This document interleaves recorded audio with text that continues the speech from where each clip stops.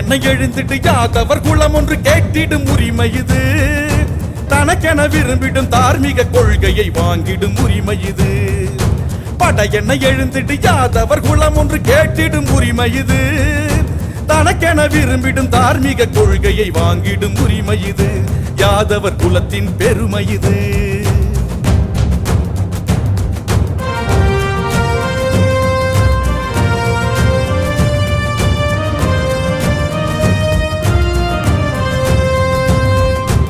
ஆகிர் நாட்டுக்கு பெருமை, யாதவர் நாட்டுக்கு பெருமை. ஆகிர் ரெஜிமெண்ட் நமது உரிமை. தேசம் காப்போ என்றும் தேசம் காப்போ. ஆகிர் நாட்டுக்கு பெருமை, யாதவர் நாட்டுக்கு பெருமை. ஆகிர் ரெஜிமெண்ட் நமது உரிமை. தேசம் காப்போ என்றும் தேசம் காப்போ.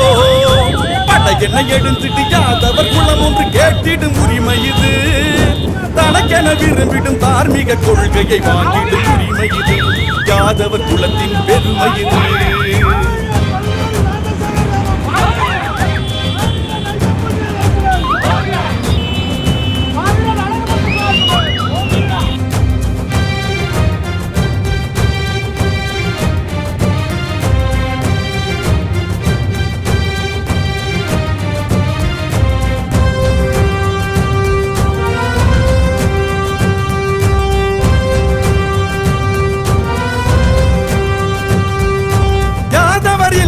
ராணுவம் இல்லை, ஆகிர் இல்லாத ராணுவம் இல்லை. யாதவரால் ராணுவம் பெற்றது பெருமை. ஆகிரால் ராணுவம் பெற்றது பெருமை. வென்றிடுவோம் ஆகிர் ரெஜிமெண்ட் உரிமை. எங்கள் உரிமை. படையென்ன எழுந்துட்டு யாதவர் குலம் ஒன்று கேட்டிடும் உரிமை இது. தனக்கென விரும்பிடும் தார்மீக கொள்கையை வாங்கிடும் உரிமை இது. யாதவர் குலத்தின் பெருமை இது.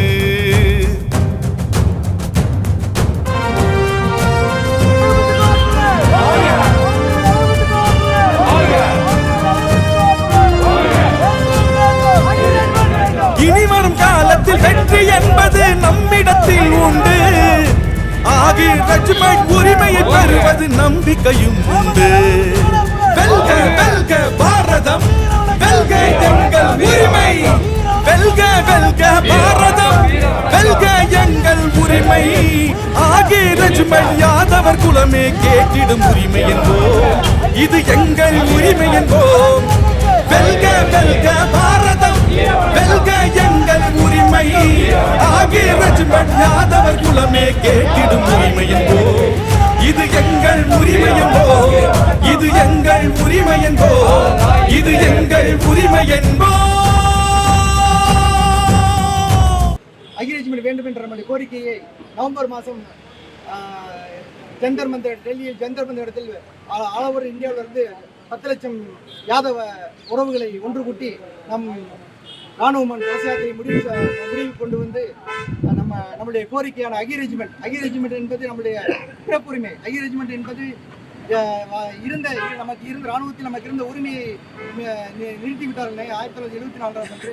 அதை மீண்டும் வலியுறுத்தி தான் இந்த யாத்திரையை மிகச்சிறப்பாக நடத்தி கொடுத்த திருநெல்வேலி மாவட்ட யாதவ நலச்சங்கள் அனைவருக்கும் மாலை வேளையில் பாளையங்குடி வரையில் இந்த யாத்திரை வழியில் அத்தனை உறவினர்களுக்கும் நன்றி இழந்த வழக்கத்தை தெரிவித்துக் கொள்கிறேன். அதாவது 1962ஆம் ஆண்டு இந்தியா சைனா எல்லையில் கிட்டத்தட்ட 18,000 வயதிற்கு நமது ராணுவ வீரர்கள், அதாவது நமது இந்தியாவை சார்ந்த 124 வீரர்கள் மாத்திரம் உமன் ரெஜிமெண்ட், அதாவது அய்யர் ரெஜிமெண்ட்டை சார்ந்த உமன் ரெஜிமெண்டில் இருக்கிறார்கள். அப்போது எதிர்த்தரப்பில் கிட்டத்தட்ட 3000 பேர்கள் இருக்கின்றார்கள். இந்த 3000 பேர்களை எதிர்கொள்ள வேண்டும். அப்போது இந்தியாவுடைய கட்டளை என்னவென்றால், உங்களுக்கு இருக்கிற ஆயுதத்தை வைத்து நீங்கள் இப்போது சண்டையிட முடியாது, ஆகவே நீங்கள் பின்வாங்கிக் கொள்ளுங்கள், உங்கள் உயிரை தற்காத்துக் கொள்ளுங்கள் என்று ஒரு ஆணை பிறப்பிக்கிறார்கள். ஆனால் அன்றைய தினத்தில் அகில ரெஜிமெண்ட்டை சார்ந்த நமது உறவினர்கள், நாங்கள் அப்படி திரும்பி வரமாட்டோம், கண்டிப்பாக எங்கள் உயிர் இருக்கும் வரை எங்களை உயிரை நீத்தாது இந்தியாவுக்காக பாடுபடுவோம் என்று சொல்லி கிட்டத்தட்ட 1650 வீரர்களை கொண்டு குவித்தார்கள். அப்போது நமது வீரர்களும் கிட்டத்தட்ட 118 வீரர்கள் அதில் மாண்டு விட்டார்கள். ஆகவே அதை நினைவுபடுத்தி அங்கே அவர்களுக்கு வீரபூமி அமைக்கப்பட்டது. அந்த இடத்திலிருந்து இப்போது இந்த கலச மண் எடுத்து இந்தியாவில் முழுவதும் கிட்டத்தட்ட ஒரு 1,00,000 கிலோமீட்டருக்கு மேல் சுற்றுப்பயணத்தை மேற்கொண்டு இறுதியாக டெல்லியில் உள்ள சந்தி மந்திரி சென்றடைய இருக்கின்றது. அங்கே பரவலாக கிட்டத்தட்ட லட்சக்கணக்கான யாதவ பெருமக்களை கூடியிருக்கிறார்கள். ஆளுகின்ற இதுவரை கூடிய அத்தனை யாதவ சொந்தங்களுக்கும் எனது நெஞ்சார்ந்த நன்றி கலந்த வணக்கங்கள்.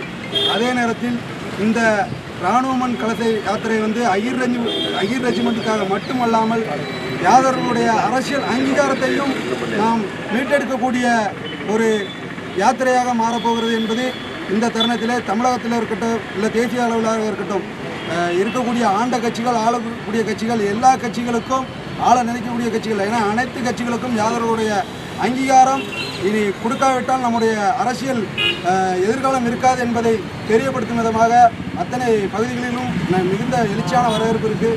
அதை இந்த ஐயர் ரெஜிமெண்ட் மட்டுமல்ல அரசியல் அங்கீகாரத்தை மீட்டு தரக்கூடிய யாத்திரையாக வெற்றி யாத்திரையாக மாறும் என்பதில் மாற்று கருத்தில்லை. அனைத்து படையென்ன எழுந்திட்டு யாதவர் குலம் ஒன்று கேட்டிடும் உரிமை இது. தனக்கென விரும்பிடும் தார்மீக கொள்கையை வாங்கிடும் உரிமை இது. படையென்ன எழுந்திட்டு யாதவர் குலம் ஒன்று கேட்டிடும் உரிமை இது. தனக்கென விரும்பிடும் தார்மீக கொள்கையை வாங்கிடும் உரிமை இது. யாதவர் குலத்தின் பெருமை இது.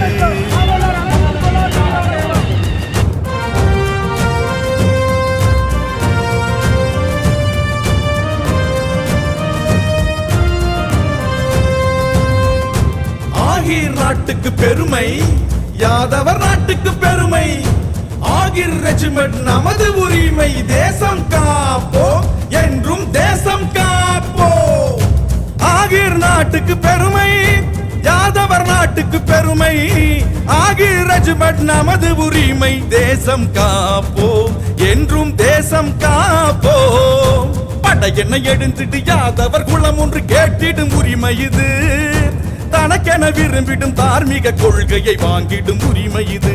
யாதவர் குலத்தின் பெருமை இது.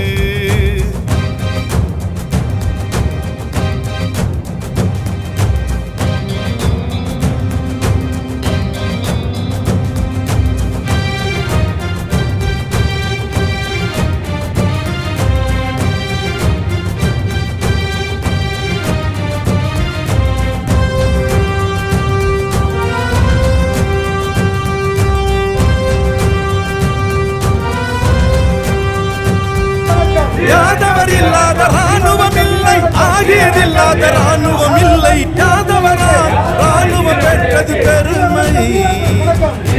ஆகியரால் ராணுவம் பெற்றது பெருமை. வென்றிடுவோம் ஆகியர் ரெஜிமெண்ட் உரிமை. எங்கள் உரிமை. படையென்ன எழுந்திட்டு யாதவர் குலம் ஒன்று கேட்டிடும் உரிமை இது. தனக்கென விரும்பிடும் தார்மீக கொள்கையை வாங்கிடும் உரிமை இது. தனக்கென விரும்பிடும் தார்மீக கொள்கையை வாங்கிடும் உரிமை இது. யாதவர் குலத்தின் பெருமை இது.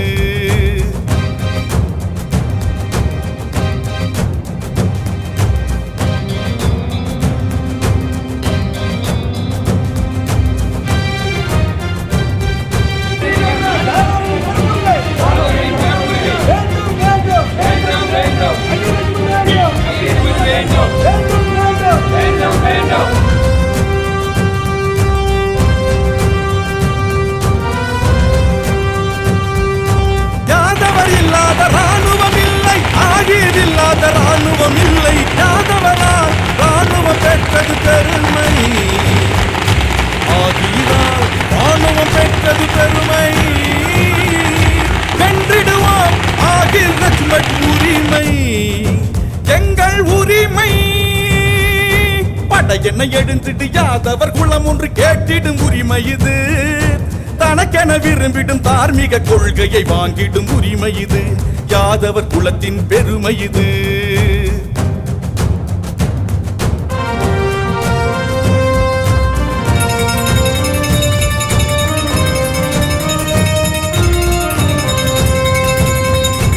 இனி வரும் காலத்தில் வெற்றி என்பது நம்மிடத்தில் உண்டு. ஆகி ரெஜிமெண்ட் உரிமையை பெறுவது நம்பிக்கையும் உண்டு. வெல்க வெல்க பாரதம், வெல்க எங்கள் உரிமை. வெல்க வெல்க பாரதம், வெல்க எங்கள் உரிமை. ஆகி ரெஜிமெண்ட் யாதவர் குலமே கேட்டிடும் உரிமை என்போம், இது எங்கள் உரிமை என்போம். வெல்க வெல்க பாரதம், வெல்க எங்கள் உரிமை. ஆகி ரெஜிமெண்ட் யாதவர் குலமே கேட்டிடும் உரிமை என்போம், இது எங்கள் உரிமை என்போம், இது எங்கள் உரிமை என்போம், இது எங்கள் உரிமை என்போம்.